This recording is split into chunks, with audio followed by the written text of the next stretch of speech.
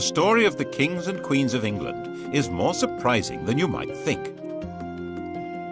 It's a fine drama, 1,000 years of tales of lust and betrayal, of heroism and cruelty, of mysteries, murders, tragedies, and triumphs. And it's also quite unlike the history of other countries' royalty. The thing about the kings and queens of England is that they're totally different from anywhere else, which probably explains why they're still in business when almost everywhere else they've either been given the chop or have stopped being regal. This programme looks at England's monarchs from the death of Queen Anne to the accession of Victoria. Well, Britain's monarchs, actually. And if you look at Europe at the start of this story in 1714, you'll see just what I mean. A European king is an absolute ruler. Louis XIV, Peter the Great, Philip V of Spain, Frederick William of Prussia, all men of unlimited power. It's not like that in Britain.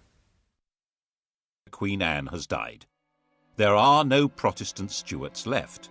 The Protestant line to the English throne now passes through James's granddaughter, Sophia, who had married a German prince with the title of Elector of Hanover, and then from her to her son George Louis, who's inherited that antiquated title. Into one quarter of the royal coat of arms pops the amazingly complicated device of a 54-year-old German princeling. And when he comes to England for his coronation, he knows perfectly well that he's not going to be anything like those other rulers. He will be almost powerless. So it really doesn't matter that he can't speak a word of English. At the opening of Parliament, King George stood in silence while his words were read by the Lord Chamberlain. The crown that had belonged to Normans, French Plantagenets, Welsh Tudors and Scottish Stuarts had now passed to the German Hanoverians. The new king's son, George Augustus, arrived from Herrenhausen to take his seat in the House of Lords as Duke of Rothesay, heir to the throne. Before leaving Germany, he proudly declared, "I have not a drop of blood in my veins which is not English." Rothesay, of course, is a Scottish dukedom. George Augustus did share one trait with his father's English subjects, a hearty dislike of King George, and for the same reason. 20 years before George became King of England, something very mysterious had happened to his wife's best friend, the dashing Count Königsmarck. His wife, Princess Sophia Dorothea, had come to detest her husband, who spent his time either engaged in endless European wars or enjoying his various mistresses.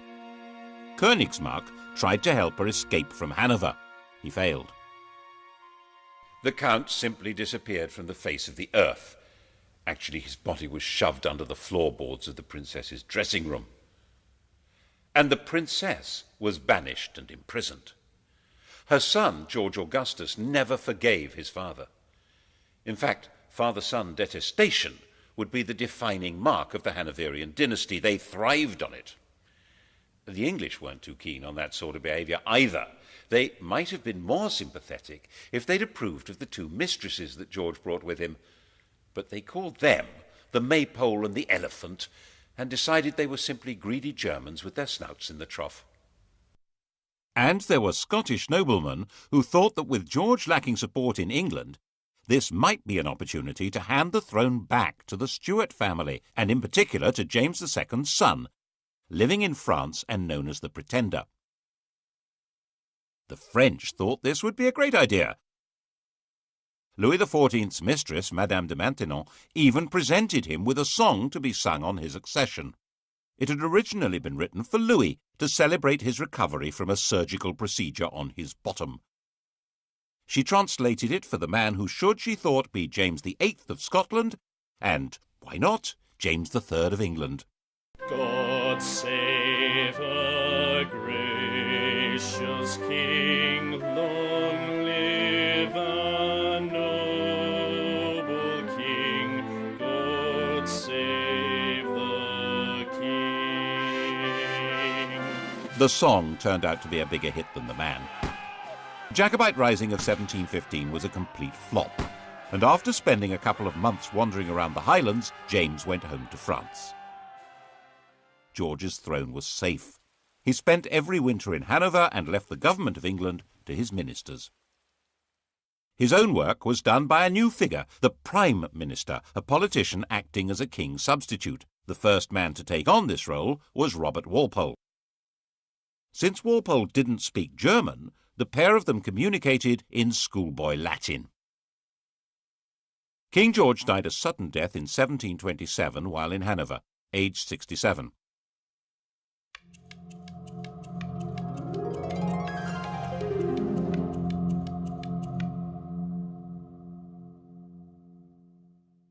His son was living in Richmond, forbidden by the old man to take any part in court life or even to see his own children. When Walpole came with the news of his father's death, George II appears to have regarded it as a wind-up. "That is one big lie." But the outcast prince was indeed now George II, by the grace of God, King of Great Britain, France and Ireland, Defender of the Faith, Elector of Hanover, Duke of Brunswick-Lüneburg and Duke of Celle. When he'd been convinced, he came here to Leicester Square. At the time it was Leicester House, where he'd been running his own court. And here he was attended by the Archbishop of Canterbury, who formally presented him with his father's will. Royal wills had once been the most powerful documents in the world. When William the Conqueror and Henry II died, their wills established who would rule after them. George took his father's will and, instead of opening it, shoved it in his pocket. It was never seen again, to the great disappointment of his father's mistresses. George II's wife, Queen Caroline, had very firm ideas on what should happen next, and her husband was quite obedient. The result was that everyone who'd been hoping for their own promotion in a changed government was disappointed. Walpole remained Prime Minister. He'd promised her that she would get a personal grant of £100,000 a year, double the offer his opposition came up with, and very little actually changed at all. That included the traditional hostility between anyone called King George and his son. The son in question was now, of course, the son of George II, Prince Frederick.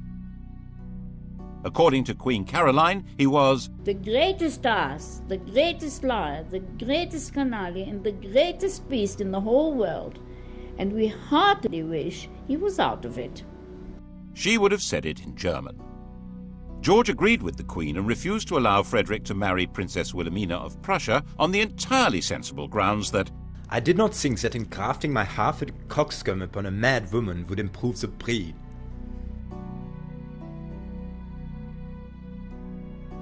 Prince Frederick's view of his father was, by contrast, quite balanced and objective. He's an obstinate, self-indulgent, miserly martinet with an insatiable sexual appetite. Obstinate? Yes. Self-indulgent? A fair point. Miserly? Well, he had slashed Frederick's allowance to make him less of a social rival. Martinet? Well, certainly a man of relentless and determined regular routine. And the sexual appetite? We assumed that as his right. For instance, he began seriously lusting after the beautiful young wife of the Count of Volmoden when he met her in Hanover in 1735, and he told the Queen that You must love the Walmoden, for she loves me. The popular view of the king was that he was a randy buffoon. He seems to have been flattered by the jokes about his sexual efforts. As his father had once done, Frederick ran his own alternative court, which was far more popular than the king's. King George II didn't like that. Mein Gott, popularity always makes me sick, but this makes me vomit. The pair of them even patronized rival operatic outfits. The king and his entourage went to see Handel at the Haymarket. Handel had written George's coronation anthems. His music was grand and glorious, altogether suitable for magnifying the greatness of a self-important royal personage.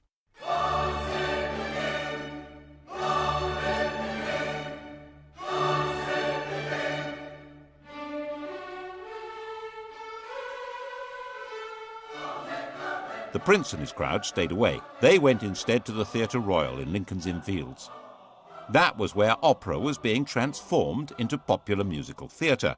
The biggest hit was The Beggar's Opera, a vigorous tale of the criminal classes which lots of people said was intended as a satire on the court and Walpole's government. When you censure the age, be cautious and sage, lest the courtiers offended should be.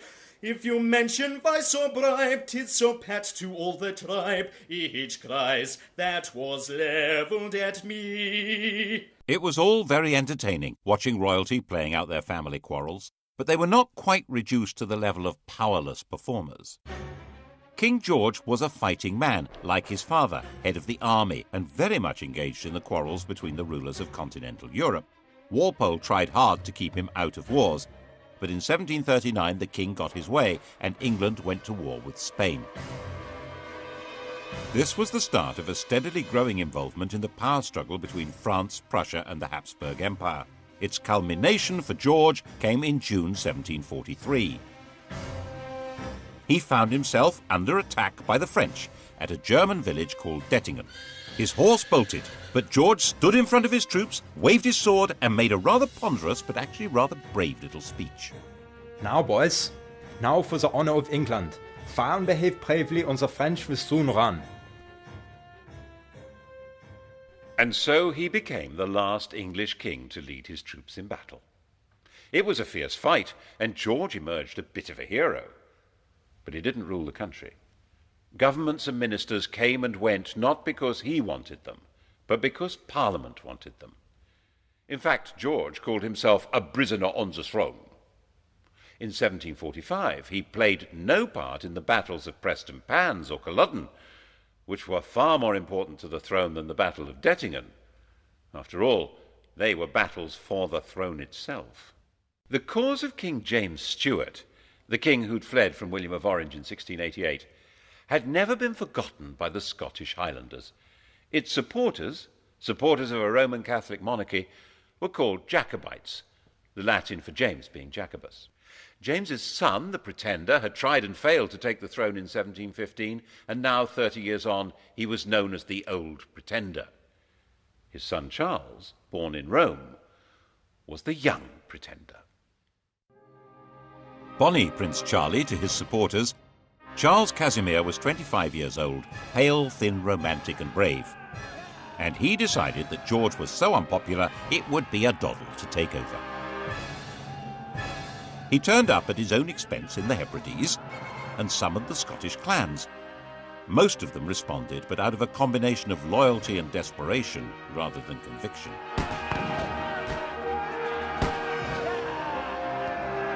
But things went rather well for the rebels. They were enthusiastically welcomed into Edinburgh and roundly defeated the government army at Prestonpans. The news created a passion of patriotism when it reached London. The city might have lampooned the court and sneered at it, but this was different.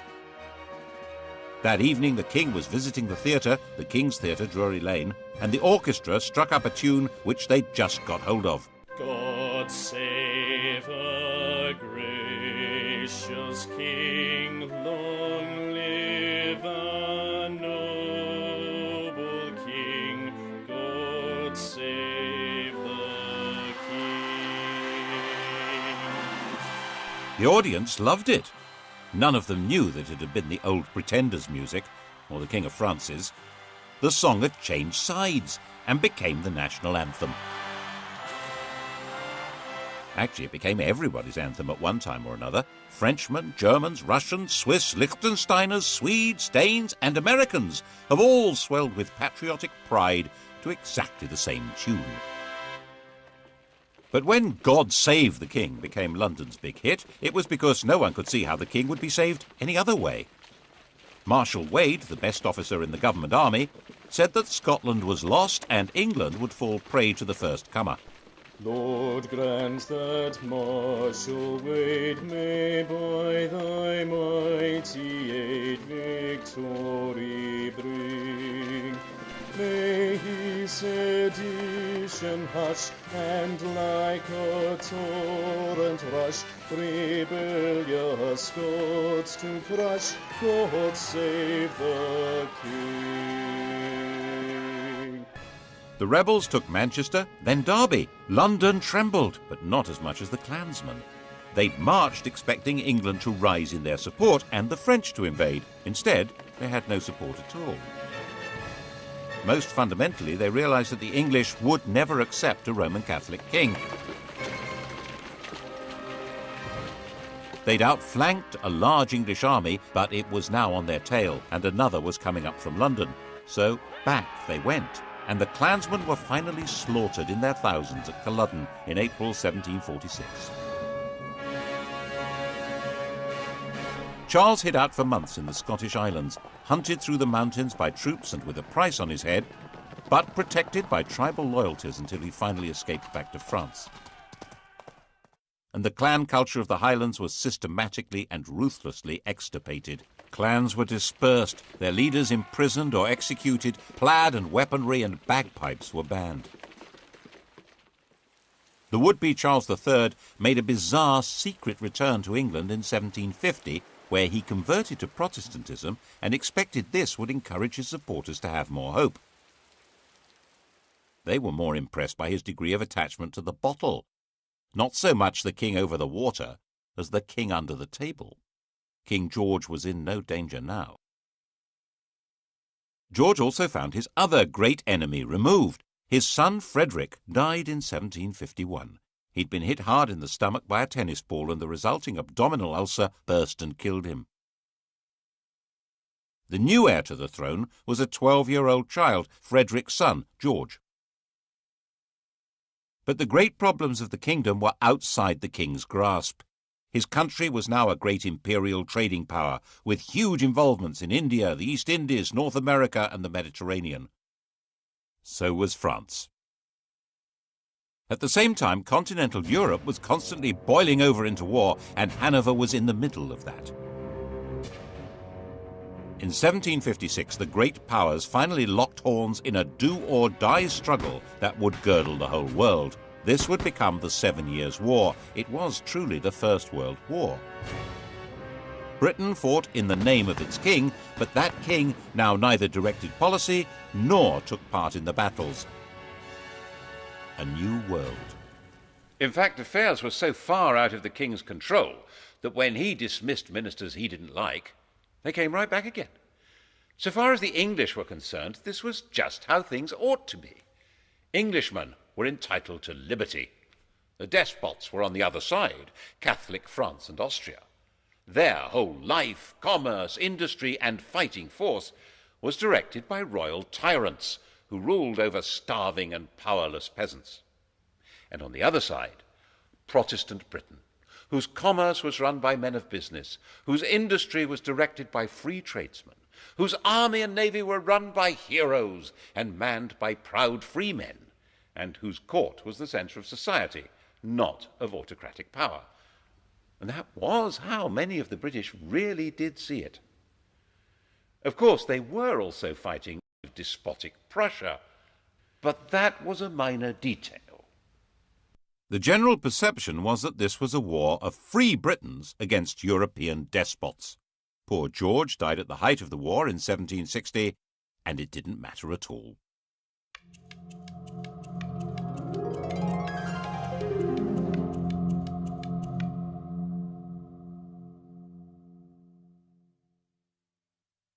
His grandson, now George III, was 22 years old.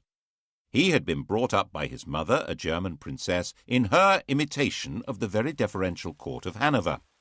He learned the European idea of what a king should be, an enlightened despot whose power was absolute and was to be used for the benefit of mankind.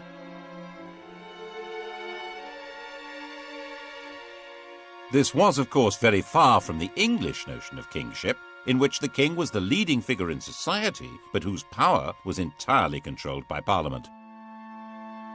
He immediately set to work as a bossy, quick-speaking, managerial king, deliberately fogyish.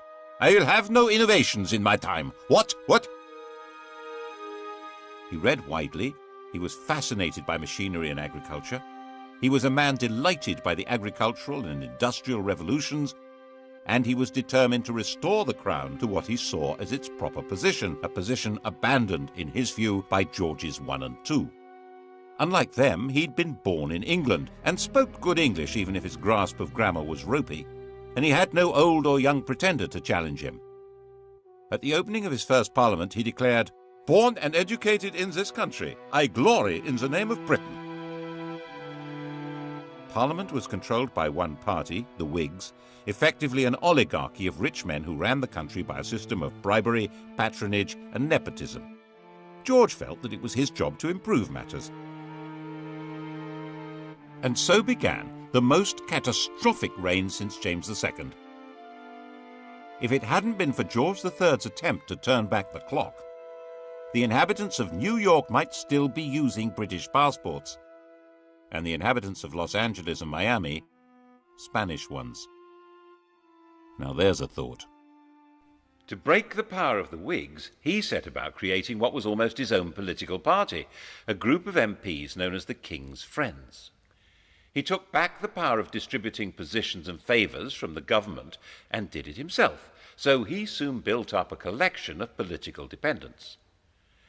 His first objective was to bring an end to the war. He didn't at all share the anti-French views of the Whig Prime Minister, William Pitt.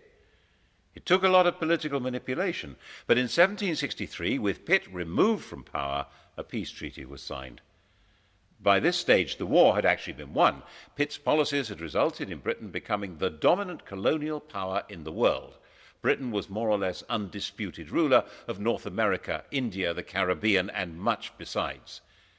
And George took the credit, the glory, and tried to take control. At the end of the 7 Years' War in 1763, the King of England ruled over more of the world than any man since Genghis Khan, an empire about 5 times larger than Rome. Of course, he wasn't in the position of an Asiatic tyrant, or even your common or garden European despot. His control would have to be through Parliament. His power was limited to choosing ministers, and even that wouldn't work if Parliament and the country wouldn't stomach them, as George kept finding out. His solution was to do all he could to increase his own influence in Parliament, in effect get stuck right into political intrigues. Since it was illegal to report parliamentary debates, people became very suspicious of what was going on. He spent huge sums on trying to influence elections and would even personally go out canvassing. On one occasion, for instance, bustling into a draper's shop, saying, "The Queen wants a gown, announcing who to vote for, and rushing out again. And since George was closely engaged in politics, people naturally blamed him personally when things went wrong. When Parliament rejected a bill that would have helped the Spitalfields weavers, the weavers marched off to find the king at Wimbledon. Shades of the Peasants' Revolt. George listened to their complaints and persuaded them to go back home. But when they realized he wasn't going to help, they rioted, and he personally ordered out the troops. He said he would put himself at the head of the army or do anything else to save his country. He also had a hand in creating the notorious Stamp Act of 1765, which tried to make the English colonists in America pay a tax on paper. This was the moment at which the whole language of politics began to change. One Virginia colonist declared, "Caesar had his Brutus, Charles I his Cromwell. May George III profit from their example." The Cromwellian revolution of the previous century had certainly been driven by the connection between taxation and liberty. The issue now was that the 13 English colonies in America had their own governments, run by their own local oligarchies, and raising their own taxes. The idea that they could be taxed by the oligarchy in London, headed by the king, was totally outrageous. They would have no way to influence what was done or what they had to pay. Colonists who supported the government were threatened by their compatriots. Some were tarred and feathered. And by the time the act came into effect, there wasn't a single person who'd accepted the job of commissioner to collect the tax. It had to be repealed. There was similar alarm in England, as in his attempt to control Parliament, George arrested his leading critic there, John Wilkes. Mobs rioted in the name of Wilkes and liberty and threatened the king. Wilkes was released, and it was established that there was a legal right to report and criticize what happened in Parliament. But by 1770, he had created the political system he wanted. The political parties had collapsed, and he had a docile chief minister, Lord North, with a parliamentary majority through whom he could run things the way he thought they should be. George liked running things. Popularly known as Farmer George, he took a very close interest in modern farming methods, developing animal breeds and new crops. These were the same modern farming methods, which by enclosing common lands and creating large self-contained farms were breaking up village communities all over England and creating a new class of half-starved, landless wage labourers. Bad harvest didn't help, nor did a collapse in trade. The colonists in America were showing their anger by refusing to import anything from Britain. Lord North decided the best thing to do was repeal all the taxes on them except for a symbolic tax on tea. 3 years later, he arranged another Act of Parliament to try to help the East India Company sell more tea in America, and radicals in Boston retaliated with a symbolic tea party, at which men dressed as Native Americans dumped the tea in the harbour.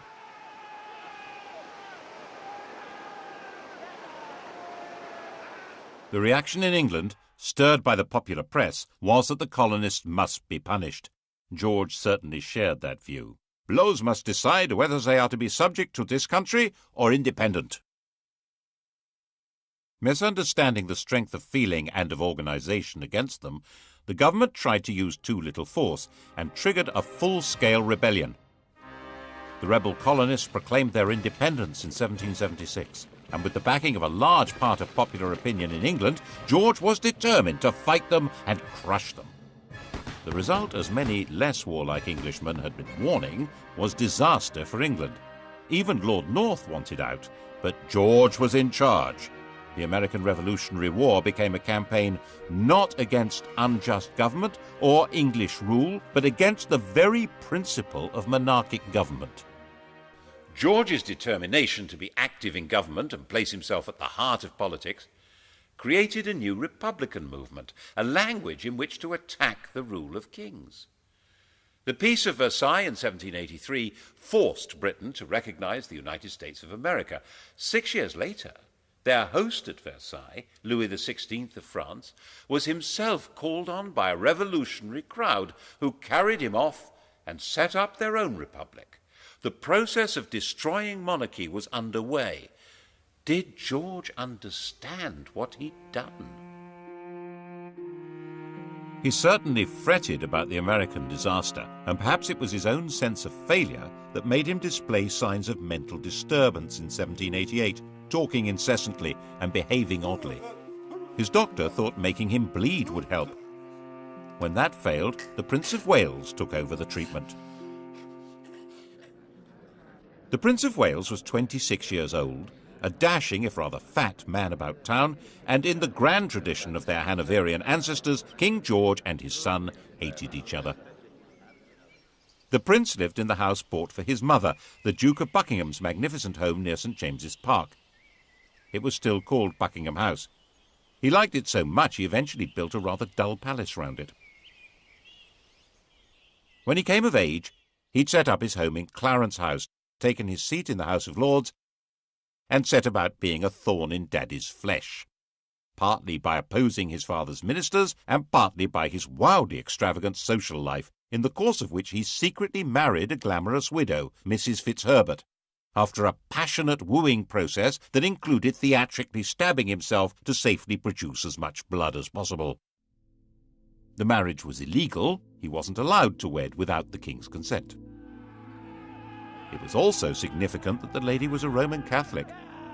In 1780, anti-Catholic rioters stirred up by Lord George Gordon had taken over London for a week. Eventually dispersed by troops on the king's orders, the Gordon riots ended with 290 people dead and 25 ringleaders hanged, not, of course, Lord George. Prinny, as his friends called him, spent his time in gambling clubs, in the company of dandies like Beau Brummel, and put much energy into building the bizarre and spectacular pavilion in Brighton. That's where he was when he heard that the king was mentally ill, and he hurried off to Windsor to take over. 28 years old, he was going to be regent. When the king saw his son, he physically attacked him. He threw Prinny against a wall. The poor boy burst into tears. There was then a huge political battle over what powers the regent would be allowed to have. His own bunch of politicians, led by Fox on one side, and the king's, led by Pitt, on the other. Fox's supporters saw Pitt as a sort of fungus with as many arms as an octopus, growing on and taking over the royal dunghill. and the Prince of Wales brought in his own physician to treat the king or torture him. The royal physicians blistered the king's forehead to draw the poison out of his brain, forced him to take useless drugs, ordering servants to sit on the king when he resisted, and refused to let him have a fire in his room during the terribly cold winter. All this when the country was anticipating French invasion and radical revolution, and volunteer regiments were being formed as a desperate line of defense. Very desperate. Finally, new physicians were brought in who gave the king gentler treatment, and he recovered. In 1801, before the arguments over how the regency would function had been resolved, the king was back in charge. But not in the way he had been. The American defeat had been a personal disaster for him and dramatically weakened his political position. In an effort to reassert it, he'd installed a 24-year-old as Prime Minister and Chancellor of the Exchequer, thinking that here at least was a politician he could control. But William Pitt's son, Pitt the Younger, was shrewd, capable, and fully understood that George depended on him, so he held all the cards. And it was Pitt who had to decide how to deal with the spread of revolutionary Republican ideas from America and France into England. The same ideas that had been voiced in America about no taxation without representation were being heard in England, where huge new manufacturing towns had grown up, which had no member of Parliament. 3 years after the French Revolution, political reform societies called corresponding societies were founded in England. Riots were breaking out in the Midlands, in East Anglia, in Scotland. Attempts were made to kill the king. He was booed and stoned in London. And the French legislature passed a fraternal decree offering aid to all peoples seeking to throw off the chains of tyranny. Once war began with revolutionary France, political radicalism was plainly treason, wasn't it? The government decided on a policy of aggressive repression. Habeas corpus was suspended. People could be imprisoned indefinitely without trial. The government charged people with treason for organizing public meetings calling for political reform. When they were acquitted, acts were passed which extended the definition of treason to include speaking or writing or bringing the king or his government into contempt. To back it up, a system of internal spying and agent provocateur was instituted. Postmasters were given the job of reporting to the Home Office anything suspicious that they heard or that went through the mail. Public meetings needed special licenses. When William Blake the artist found a soldier in his garden, he drove him out, shouting, "Damn the king and damn all his soldiers, they're all his slaves." Bad idea. He was put on trial for sedition. The king himself was actually quite popular. He was generally seen as a kind-hearted, slightly bufferish sort of a person, but he was still ultimately in charge of what was going on. And when even Pitt insisted that Catholics would have to be allowed the same rights as Protestants and permitted to stand for Parliament, George forced him to resign. The issue had come to the fore because of Ireland. If England had some potential revolutionaries, how many more had Ireland, a land where an oppressed Catholic majority were ruled by imported Protestant colonists, and an ideal staging post for a French invasion? In 1801, Ireland was incorporated into Great Britain, creating the United Kingdom.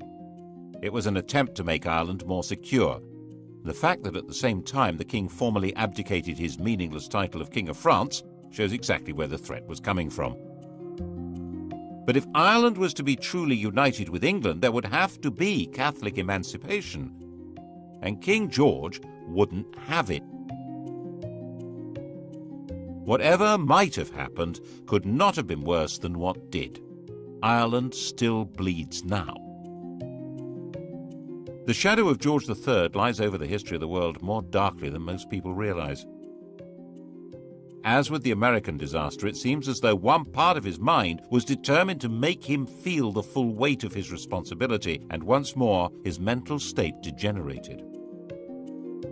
He made a slow recovery, enough to sack his ministers in 1805 when they tried to lift the restrictions on Catholics becoming military officers. But he was becoming blind and infirm, and in 1810 his mind finally collapsed. No one's quite sure what was wrong with him, but a strain of hereditary insanity had run through the royal family ever since Henry V's marriage to Catherine de Valois. Blind and deaf, suffering from abdominal pains and dementia, his body lived on, but his reign was over. Prinny took over at last.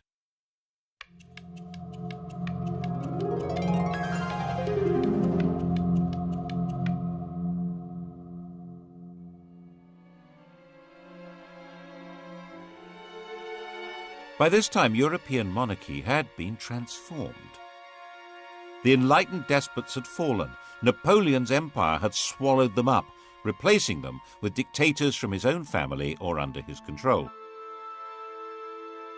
Even Hanover had been overwhelmed. The Tsar still survived, but Napoleon was about to invade Russia. Britain stood virtually alone. And in Britain, the ancient principle of the royal prerogative was now in the fat, clammy hands of a gambling, massively indebted, roly-poly dandy with a passion for show and splendour. But the military genius of Wellington and Nelson didn't need a king to guide it. So under his uninspiring, even ridiculous leadership, Napoleon was defeated and the decrowned heads of Europe were brushed down and put back on their thrones. Why, the ruler of the United Kingdom even became King of Hanover. Prinny had been against everything his father stood for, but now he was in power. He suddenly adopted all his father's political principles, especially his determined opposition to letting Catholics have civil rights and to any reform of Parliament. Elections were basically a farce, with some MPs representing constituencies with almost no voters, and the vast majority of people unrepresented. The king thought this was fine. Lots of other people didn't. And this became a desperate issue in the years after the Napoleonic War. There were thousands of unemployed ex-soldiers. There was an agricultural depression made worse by the terrible summer of 1816, and there was increasing unemployment due to the use of new machinery. And the Prince of Wales's appetite for luxurious silverware and furniture grew mountainous. Graffiti appeared saying "Death or the Regent's head." At the end of 1816, there was a full-scale riot in London aimed at setting up a radical government. The next month, the Prince Regent's carriage was mobbed on his way to open Parliament.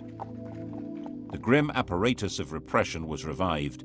The death penalty was restored for unlicensed public meetings. Printers of seditious material were to be seized. There was plenty of seditious material. The Prince Regent was a laughingstock. The flood of caricatures and satires was unstoppable. His extravagance was spectacular. A few years earlier, the government had agreed to clear his huge debts on condition that he made a legal marriage.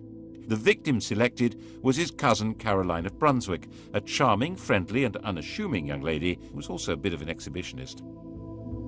He spent the wedding night drunk. After 9 months to the day, Caroline gave birth to a daughter, but by then her husband had long abandoned her. He devoted himself to the pursuit of motherly mistresses and treated Caroline with a cold brutality which really defined his personal style. He was more of a pasha than a regent, and the Brighton Pavilion made that declaration loud and clear. George III finally died in 1820, having notionally reigned for 60 years, the longest reign until Victoria. And he was 81, the longest life of any British ruler so far.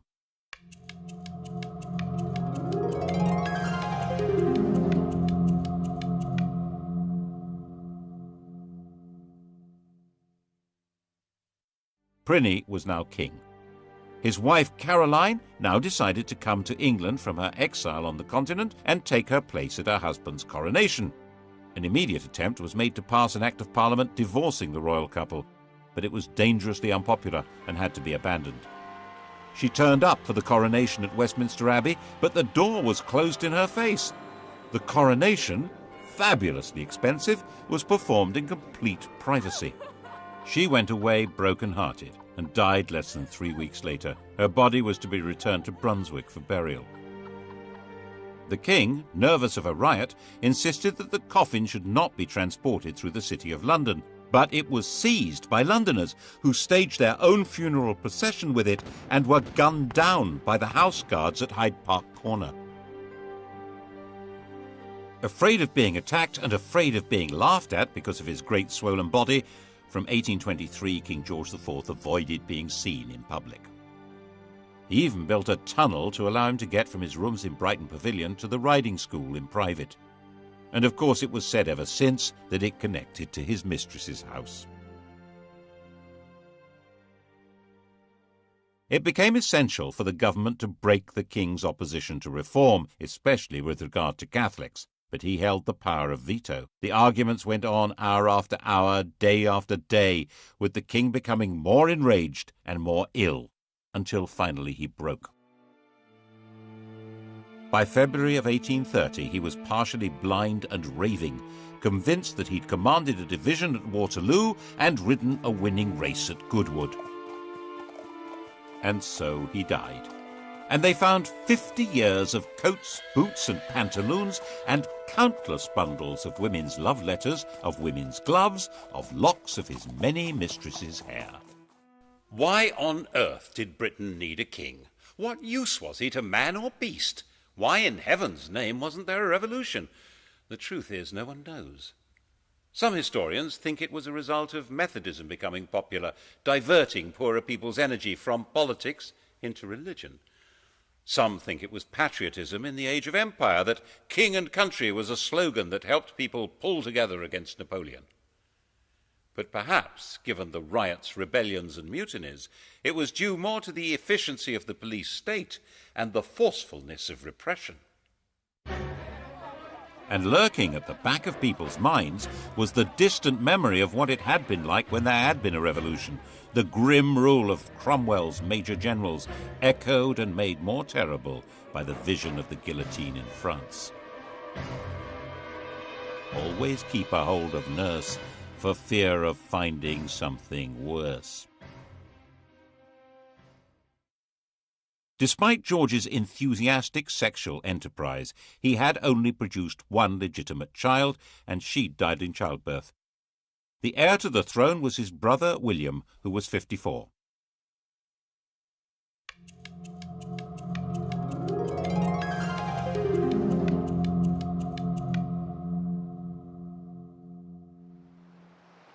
He had been sent into the Navy as a young man, where he developed into a severe disciplinarian and a stickler for etiquette. After he left, he took an actress, Mrs. Jordan, as his mistress, had lots of illegitimate children, and was given to making tactless speeches with not much intelligence. He eventually had made a royal marriage to another German Protestant princess, and Mr. King and Mrs. Queen lived at Bushey to the north of London, like a quite ordinary couple. William insisted that his coronation should only cost a tenth of his brother's, and he was known to give people a lift in his carriage. All this made him rather popular, but when it came to parliamentary reform, he turned out to be as resistant as any other Hanoverian king. By now the popular pressure for changing the voting system into something more representative was virtually irresistible, giving more men the vote, having MPs for the new towns and secret ballots. This would give the Commons more power, so the House of Lords was resisting it, and William sided with them. By 1832 there seemed a real possibility of civil war or revolution. It's possible that if the royal family were part of the aristocracy, as in every other country with a king, that would have happened. But the king and queen had their family roots in Germany, and there was no natural alliance between them and the great aristocratic families. William was weak and was forcefully persuaded to give way, and Britain was started on the road to democracy. After the Reform Bill of 1832, with no more rotten boroughs and greatly reduced scope for electoral corruption, it was no longer possible for the king to play politics inside Parliament to the same extent. The monarchy would now be forced back into its constitutional box, and it was no longer sufficiently dangerous to be worth the trouble of a revolution. When he died in 1837, William's legitimate children were already dead. The heir to the throne was the daughter of his brother Edward, a young girl of 18. She would make a demure and pretty little queen who could leave the business of running England to the professionals. Couldn't she?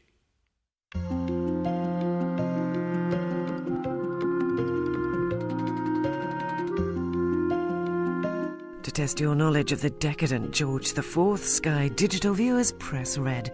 On UK TV History next, the modern kings and queens of England coming up here on History, and starting on documentary, The Best of British, Blue Planet.